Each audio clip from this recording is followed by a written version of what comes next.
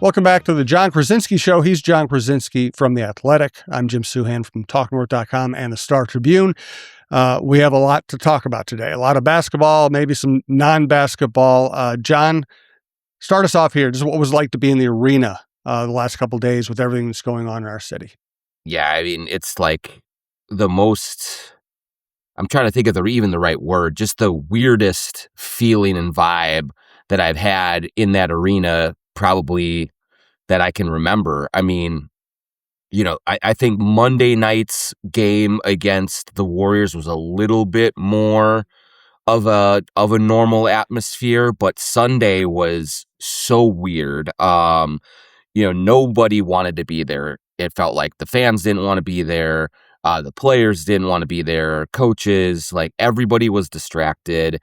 And then you saw what happened. I mean, the Wolves, of course, they had been playing poorly prior to that game, but 26 turnovers, not scoring 100 points for the first time in 104 games.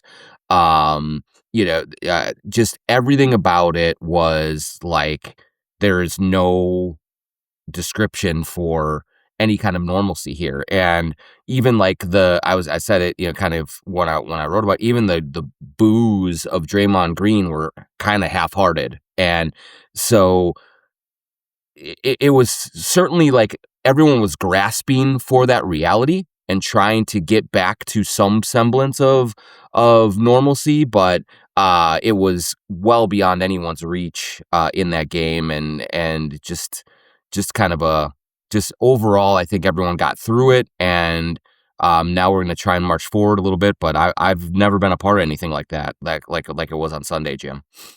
One of the things I really like about the NBA is I feel like it's probably the most prominent, it's the largest men's sport in America, where you feel like something like this happens, people will say they'll actually say things you want to hear. They'll say things that are good-hearted. They'll say things that are sensitive to the situation without looking over the shoulders. And if a tragedy like this is going to happen, having Chris Finch and Steve Kerr as the leaders of the teams, having this group of athletes in the Wolves locker room who have some sensitivity to what's happening in their community, at least if you're going to deal with tragedy, at least we were dealing with good people handling it as well as they possibly could.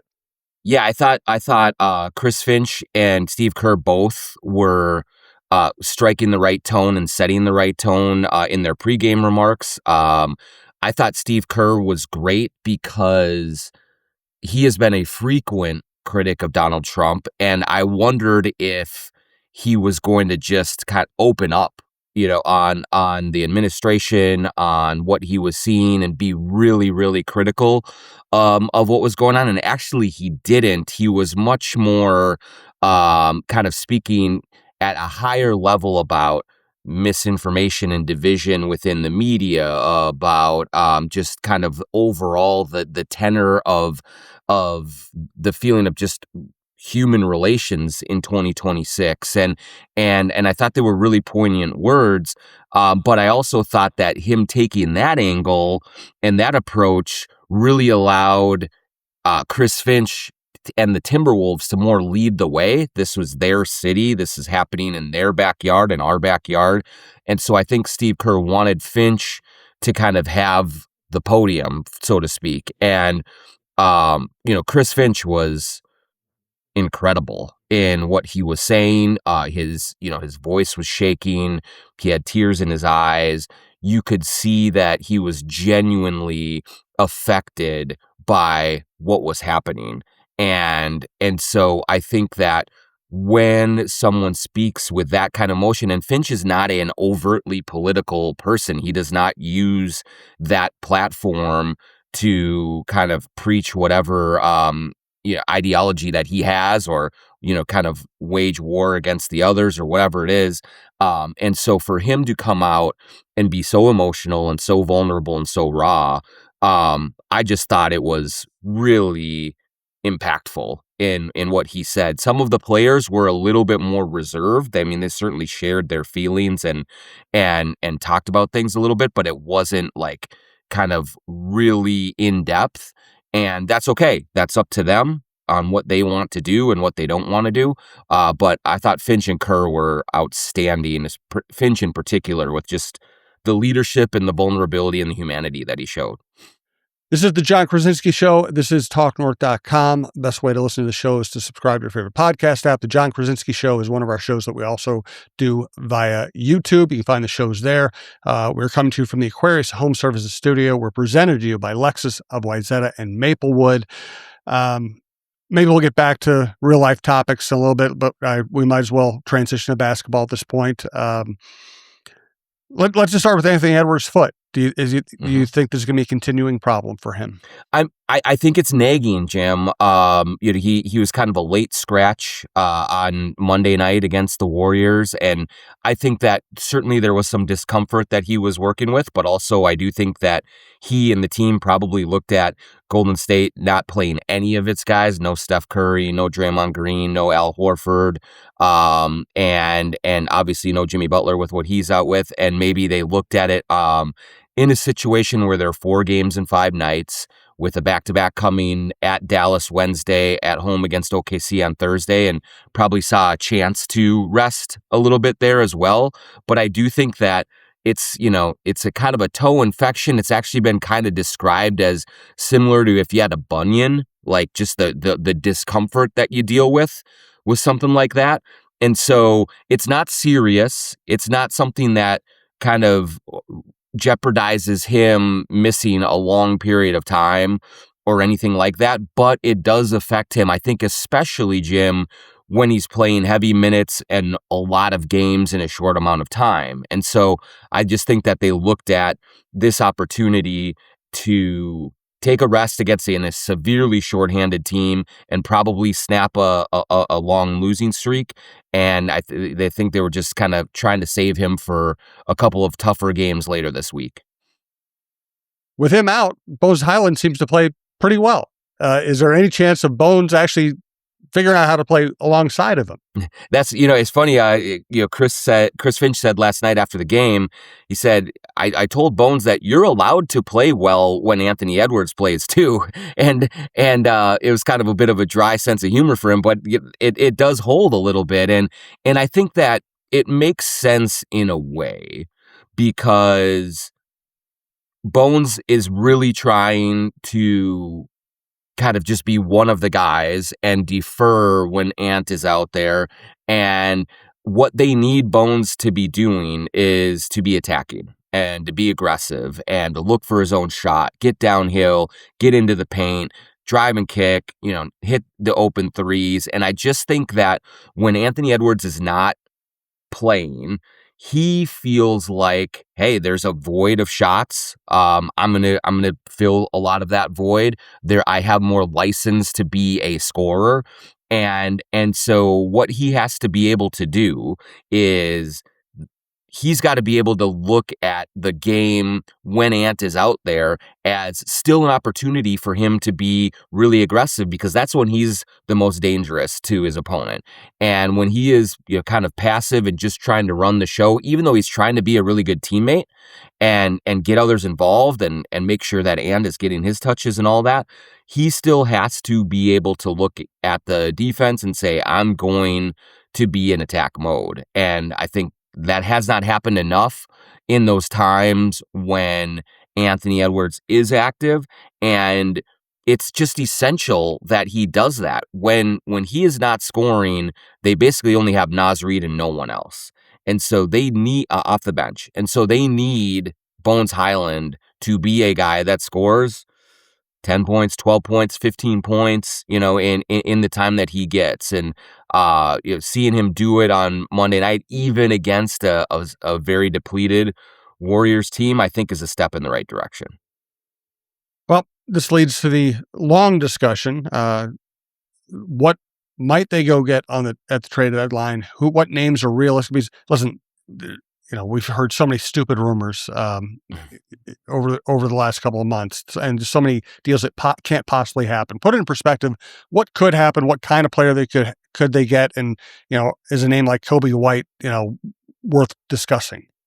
I mean, yeah, it's you look at the landscape right now, and the whole trade market seems to be clogged right now. There's only been one real trade as we're recording this on Tuesday morning across the league. There's just not been a lot of movement at all. It's a deadline-driven league, so I think I was talking to a couple executives on other teams yesterday, and they do expect that the market is going to get moving here as we get into the final week before the February 5th trade deadline. So I do think that there's just a little bit of procrastinating going on out there, but also I do think that a lot of teams are holding their water until we know exactly what Giannis is going to do in Milwaukee. Like, there's just, you don't want to make a smaller trade, a few days early, and then it becomes really clear that Giannis Antetokounmpo is available and you have squandered any of your assets to go get him. So that's not just for the Timberwolves, that affects the Timberwolves in two ways. One is, if Giannis is really available, they're going to be trying to get in on him. I think it's unlikely that they would get a deal done, but they would try. But two is, if you are one of those teams that says, hey, we maybe don't have the assets for Giannis, but we want to get other deals done, there's just nobody out there that's really willing to pull the trigger on more quote unquote minor deals. But I do think in the end, by the time the February 5th trade deadline does come around, I do believe that the Wolves will get some sort of deal done for a bench scorer. And Coby White is realistic to at least talk about. I do think that there are conversations that have happened with the Bulls, and the Timberwolves certainly like Coby White. It's a matter of, can they agree on some sort of compensation for him? Would the Bulls take more minor contracts and just kind of get off of an expiring salary? I don't know that they would, but I think then you're also looking at Ayo Dosunmu. You're also looking at Trey Jones. I think Tyus Jones is another name that has been bandied about with the Timberwolves a little bit as a more of a buy low guy, because I don't think that he has a ton of value on the trade market right now. So he might be able to be had for something fairly minimal. Guys, other guys that you have heard, like Ben Mathurin, Malik Monk, like a few of those guys, I just don't know that there's a deal that really makes sense right now. Things could change, but I still think at the end of the day, when the dust settles on February 5th, the Wolves will have some other player on their bench that can give them a little bit more depth. And, who that is, we'll have to wait and see, I guess. Let's continue the trade discussion. We want to let you know we're coming to you from the Aquarius Home Services studio. Scott for Aquarius Home Services, wishing you a warm and cozy Happy New Year. Not so cozy? Still relying on that furnace that's, well, not so reliable? Here's the fix for 2026. Enjoy no payments and no interest for 6 months on a new high-efficiency whole home heating and cooling system. Enjoy today and don't pay until this summer. Schedule your free estimate today at AquariusHomeservices.com. Financing based on credit approval. Aquarius, earning the right to be recommended. And we also want to know more about Lexus of Wayzata and Maplewood.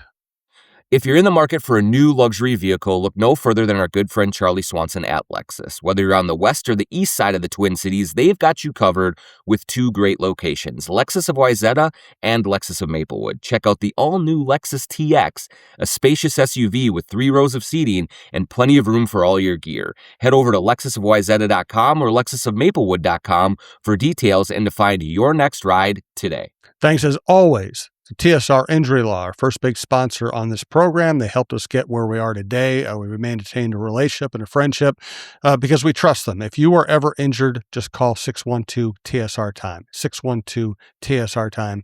They will take good care of you. They will not charge you unless they win your case, and they win a lot of cases. They're also good people. 612-TSR-TIME. Tyus Jones has always been a good player in this league. Is he still that kind of a player? Is he still somebody you would bring in and say, okay, this guy makes us a lot better? Or is he just more of somebody who's just a backup point guard at this point? Yeah, it's interesting. I was talking about that with another executive on another team yesterday, just kind of like looking at all of the options that the Timberwolves might be considering going into this trade deadline. And I flat out asked one of these guys that I trust, and and I said, look, what do you think of Tyus at this point in his career? Is he still a viable player? And because he, it didn't go very well in Phoenix, Orlando, he seems to be marginalized a little bit.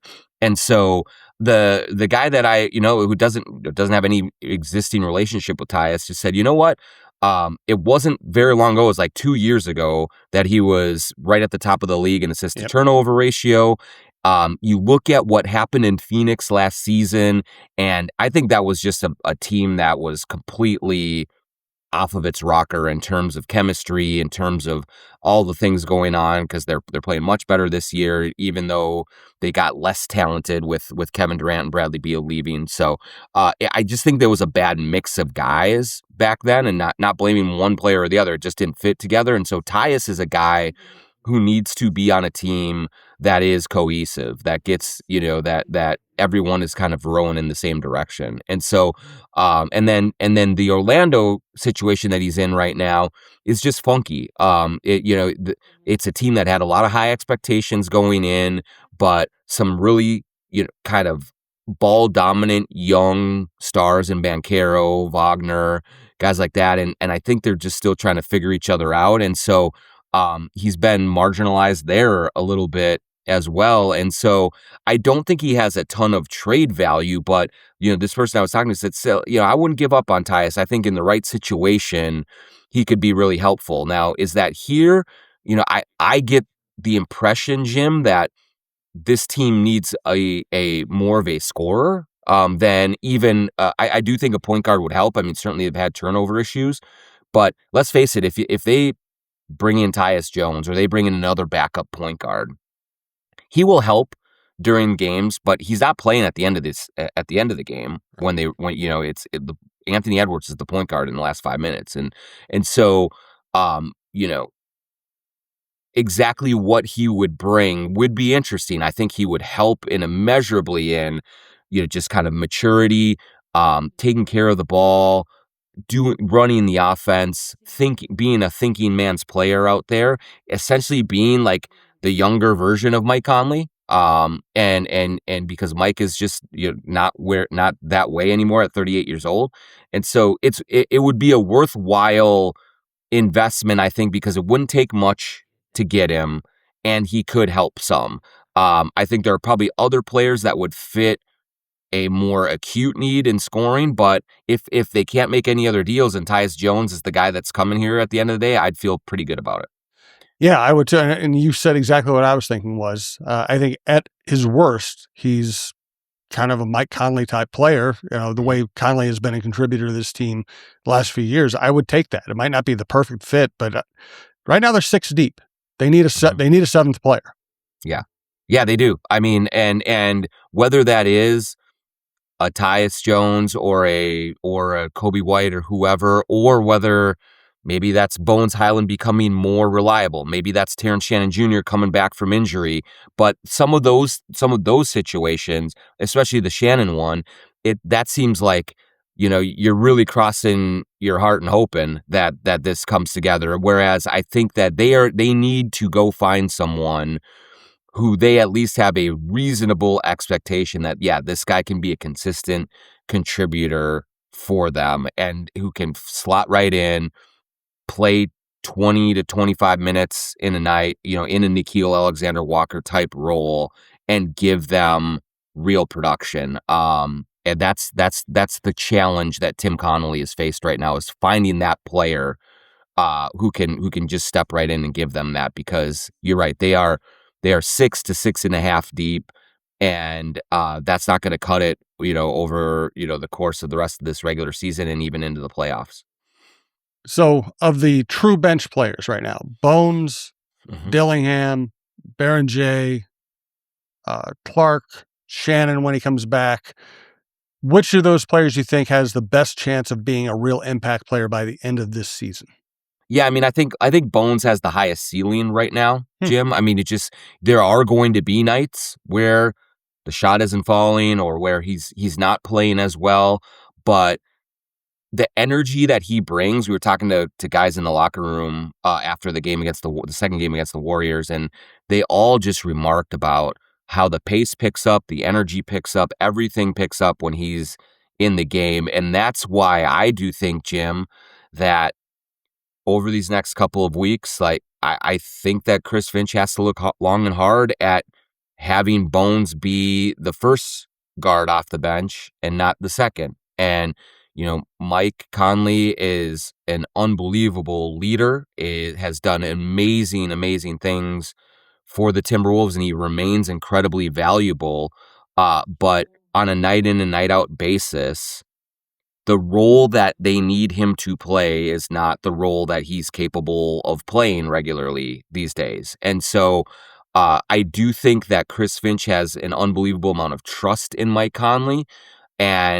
But I also think that Mike Conley's ability to hit his ceiling is much lower now than it certainly was last year, 2 years ago, or whatever. And I think that Bones, there might be a little more volatility with him and a little more variance, but just the simple fact that, hey, maybe tonight is another Bones night, when that happens, man, this team is so much better. And it just seems like it's easier to envision Bones giving you real impactful, competitive, offensive-minded minutes over the course of a game right now than it is Mike. And so I think that Chris Finch has to look at some of those rotations and maybe try to maximize a little bit more out of Bones right now. Next topic, would the Wolves trade Mike Conley? Would they feel obligated to keep him around? Would they feel obligated to put him in a positive situation, or do they just make a business decision and send him in whatever deal comes up? I'm going to ask John that next. First, I want to hear more about True Vision Institute. True Vision Institute in Bloomington is the place to go. Go to truevision.com. If you are watching this on video, as we have been doing for a while here now, you do see that I have no glasses anymore. I know my social media avatar still has them. I'm old and I haven't gotten around to updating that. But I've been living life for well over a year, kind of coming on to 2 years this next summer with LASIK surgery from True Vision. It's been a life-changing thing for me. And if you go to truevision.com, set up your free consultation, get in there, go through the steps that you need to take to get your examinations, to find out what the right vision correction methods are for you. They will walk you through everything. They will educate you on everything, and they will make you feel comfortable and at ease through the entire process. So go to truevision.com, tell them the Jon Krawczynski Show sent you, get in there, get going with it, and like me, you will be kicking yourself and saying, I should have done this 10, 15 years ago even. truevision.com. Shepherd Goods and Lamb Chops clothing line. You know them as sglambchops.com. They're sponsoring the Twitter question at the end of this show. What's going on at sglambchops.com? Yeah, so if you go there and you put in the promo code JONK20 at sglambchops.com, you get 20% off anything that they have there. And when I tell you anything, I mean, it's really super high quality, incredibly comfortable, incredibly stylish clothing. I'm at Timberwolves games all the time, and the only thing that you see on the backs of people at Timberwolves games outside of like licensed Timberwolves gear is Lamb Chops clothing. That's how popular it is right now. That's how much a part of this basketball community Jordan and Craig and everyone at Lamb Chops has become, and they are super invested in it. They want to be a part of this community. You see them courtside at Wolves and Lynx games. They're on the road with the team a lot. It's just really cool to see a couple of guys who are really big Wolves fans and Lynx fans, just like you guys are, and they make super cool stuff that you can wear to games, you can wear out in the North Loop on a Friday night, you can wear at home lounging around, watching on your couch as well. It's so versatile, it's so high quality, and it's affordable too. So go to Lamb Chops, sglambchops.com. The promo code is JONK20 for 20% off anything you can get at Lamb Chops. So resetting the topic, will the Timberwolves allow personal feelings, their regard for Conley, their admiration for Conley's career to affect the kind of deal they do involving him? I don't think they will, Jim. I do think that rightfully so, they want to be doing right by Mike Conley. He's earned that consideration.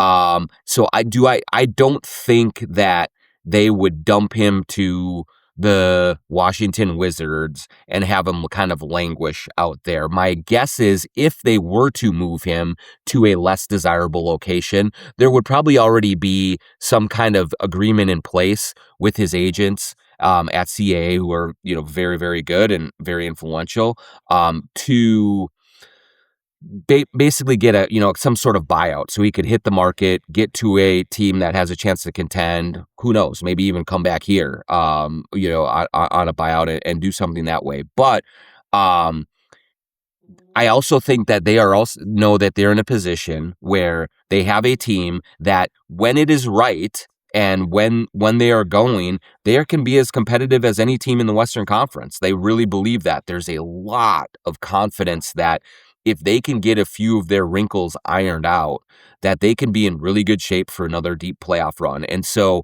when you are in that position, windows open and close so quickly in the NBA that you just cannot play favorites. You can't be too sentimental about things. You can try to do things the right way, which I think is important and does kind of resonate with players and agents and around the league, but they also have to make sure that they're looking out for the best interests of the team. And so if they can get a real upgrade, and if Mike Conley is part of the calculus to make that happen, I think they'll really consider that. I do not think he's off the table for trading because that's just, this business is stone cold sometimes, and you just got to do what is right for the team right now. And it does not mean also too, Jim, I want to be sure, it doesn't mean they have to trade Mike Conley. Maybe there is a way to supplement this roster and still have Conley here and still give him an opportunity to contribute. I think that they are considering those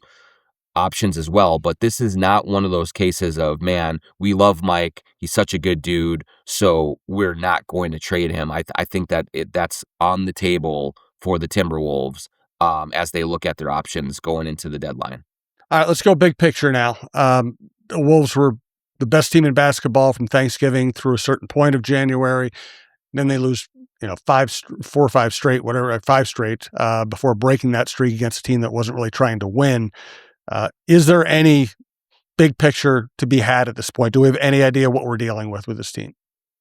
I will say this. I understand, and I think it's right for fans to be concerned about their level of play lately. I mean, they just have not been good enough. Even the comfortable win that they had over the Warriors on Monday night, I mean, they didn't play particularly well. Bones played well. Rudy played well. Dante was pretty good. But overall, collectively as a group, they didn't play well. It was just that the Warriors were so shorthanded and they were terrible as well. And so they have to turn a corner sometime. But I believe that this is a team that can turn that corner. Just before this losing streak, there were people nationally, and I agreed with them, that said that, man, they're playing so tough.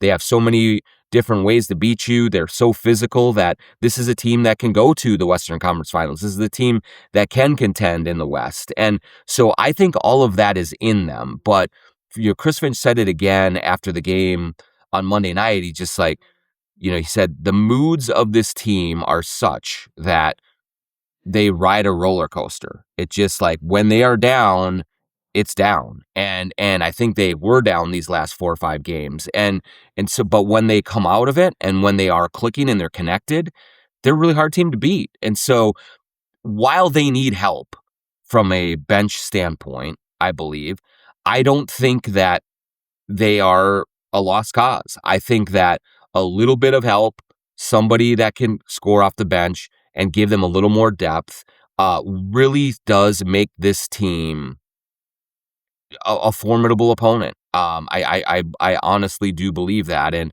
right now they are heavy legged. I just think that they're in a bit of a rut and a malaise. And if and when they come out of it, I think they'll still be right in the mix for home court advantage, for playoff success, for all of those things. I just think it's incredible marketing by the NHL and the NBA to make us care about 82 regular season games that only determine seeding and home advantage. in leagues where seeding and home advantage don't necessarily mean that much. Yeah, especially these days, Jim. In the NBA, I think I think in the NHL we've always seen road teams win in the playoffs a lot if a goalie gets hot or whatever. But the parity that is in the league now, I mean, it just shows that any team can go anywhere and win. Look at the Wolves Denver series 2 years ago, and how many road wins there were in that entire series, and so the Timberwolves rightfully have the confidence that if they get into a series against any team with Anthony Edwards, with Julius Randle, with Gobert defending, with Jaden, all these, that they can win that series. I think that the dangerous part about that, though, is that they think, doesn't matter for the 6 seed or the 2 seed, we can win. Well, it would be a lot better if you were the 2 seed and if you really locked in during this regular season and got to a point where you were in a stronger position. But you're right, like the average fan, I think, has a hard time processing 82 games. Every game they want, if they win, it's great. They're going to the finals, playing the parade route, and if they lose, fire everyone, trade everyone, and move on. And you just can't have that sort of mentality. It's there are too many games. The season is too long to do that. But that's why we are being able to do the show, is because people are so interested and they're so invested in it. Is it even conceivable that the league would cut back at any point, cut back on the regular season? Yeah, I don't think so. They should. I mean, it should. I think it should be a 60-game season. Yep. There are a lot of other people say, 70 or 72 or 60 something like that. I think 60 would be great because it would breathe more urgency into the season. It would reduce the amount of rest days that players take. It would, all of these things. But that would require a significant cutback in money in the pockets of the owners and the players. And last year at The Athletic, we did a kind of a survey of players, an anonymous survey. And one of the questions on it was, would you be in favor of fewer games in the regular season if it meant a smaller paycheck for you? And it was like 95% no. And these are the players who are going through this and who, are their bodies are banged up, all this stuff. But if they're like, no, I have a very short amount of time in my life to make big money. I want to make as much money as possible. And so they don't want it. The owners don't want it. And so, we're just going to keep going in this direction. We tend to look at the top of the standings and who the Wolves are chasing. Then they have a losing streak, and you start looking who might be coming up behind them. What are the teams that are kind of in the middle of the pack or rising right now that might actually be of concern to the Timberwolves? Yeah, when you look at it, kind of, it's really interesting to kind of look at the landscape of the league or of the West because, you look at the Lakers and they're still technically ahead of the Wolves. They keep on winning games, and I honestly don't know how they do it. I mean, obviously Luka's amazing and LeBron is really, really good, but they're just not a team that I'm overly concerned about in terms of the rest of their talent, their defensive problems. Maybe when Austin Reeves comes back, like that will change some things, but it's just not a team that scares me. The Warriors are going to free fall now without Jimmy Butler. They look like they're getting older, but the Clippers are the team that all of a sudden really looks feisty. I mean, they looked like they were dead at the start of the year. Like they were going nowhere. Everyone was, kind of just off of that team, including myself. And they've been winning every game lately. I still wonder about Kawhi Leonard being able to hold up over the course of a long season and if he will be able to stay healthy, but he's been amazing. Like he's been all-star caliber worthy, for the last 3 or 4 weeks at least. And they are now in 10th place. They're 21-24, which seems underwhelming, but I think it's like 13-4 in their last 17 or something like that. I mean, they are winning a ton of games. And so I think that they are the one team that I look at and say, maybe, that's a team that you do watch and you worry about if Kawhi does stay healthy. I also am interested, Jim, in the Dallas game on Wednesday night. I'm going to be down there for it. And that Dallas is such a weird team because there are nights where they look really, really good, and then there are nights where they look terrible. And so you could end up losing a game like that to them, and you say, "Ah, man, you lost to the Mavericks. They're way under 500. What a bad loss." But on certain nights, they can really be tough. And so there's a couple teams, but by and large, this kind of a notion that we had at the start of the season that the West was going to be 13 deep or 14 deep. I don't think it's that way. I mean, let's see here. Yeah, the Warriors are in the 8th seed at 26 and 22. Every other team behind them is under 500. And so the depth of the West has not been there. The quality of it at the top certainly is there with OKC and San Antonio and Denver and Houston and the Wolves and the Lakers and all these guys, but the depth isn't there, that we expected to see at the start of the year. Let's get to our sglamtops.com Twitter question of the week. Yeah, I'm going to pick one here from this is a good one.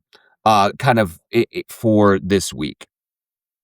Franklin Oliver says, do you anticipate the team or individual players making more public statements about ICE? I sure hope so. And I will say that I do think that fans have largely, from what I've been, at least fans kind of a certain side of this, have been disappointed in the lack of real forceful voices from the players during all of this saga. And, Anthony Edwards has not wanted to get into it. He said a little something on Sunday, but largely doesn't want to wade into these. Julius Randle was very thoughtful, but also made it clear, like, look, I'm not political. I don't get into this. I just hate to see a loss of life like it did. Dante DiVincenzo was also very thoughtful. Rudy Gobert was thoughtful. But the sort of the most, I think, not aggressive, but the most in-depth statement that we've seen has been from Karl Anthony Towns. And he's no longer here. And so I do think that there is a segment of Wolves fandom that really wants Anthony Edwards to be Karl Anthony Towns or Muhammad Ali, or like this very socially in tune, very socially conscious person who speaks eloquently, intelligently about very high minded political things. Or you might even say, this isn't political, this is life and death. Why are you not wading into it? But Ant is just not that guy. He is not interested in that.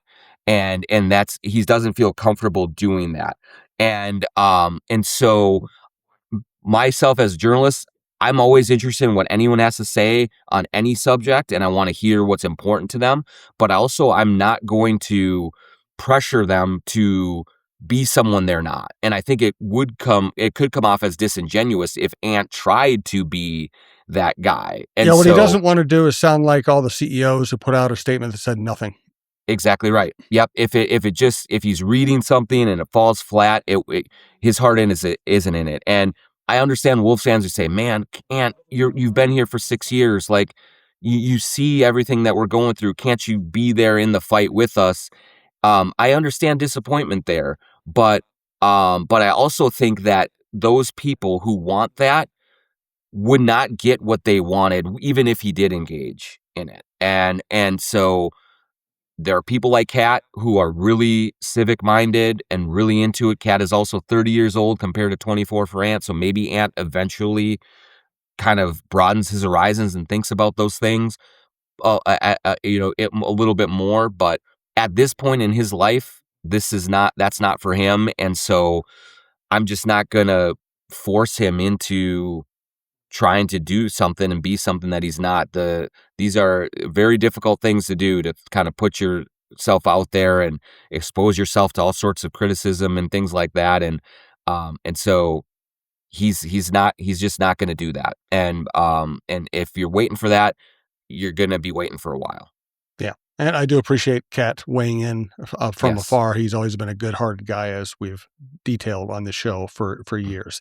Jon, give us a final thought. Once again, thanks to everyone who listens to TalkNorth.com and listens to the Jon Krawczynski Show. Check out the Viking Update Show that includes Jon. We have Russo, Lavelle, Roy, Smalley, Don Mitchell, Mark Rosen. We got a million good shows. Just check out the network, and we do appreciate it. Yeah, just a really big week here, Jim, coming up. They really scuffled the last couple of games, and not being able to beat the Warriors and the Bulls, kind of as part of a softer part of their schedule, I think does hurt them. But they still are, they're like a game and a half out of the 4 seed. And now it's at Dallas, it's Oklahoma City, it's a couple against Memphis, and it's at Toronto going into the trade deadline. And so we are entering a very, very important week of Timberwolves basketball that they need to start kind of coming out of this funk that they're in.